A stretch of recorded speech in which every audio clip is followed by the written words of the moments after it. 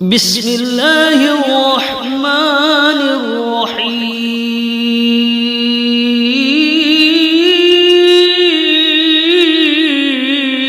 الرحيم والعصر إن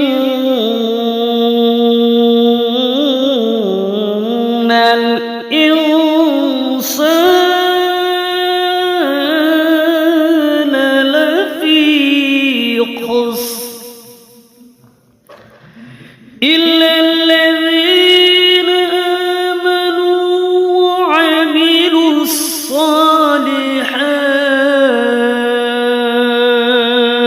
الصالحات وتواصوا بالحق وتواصوا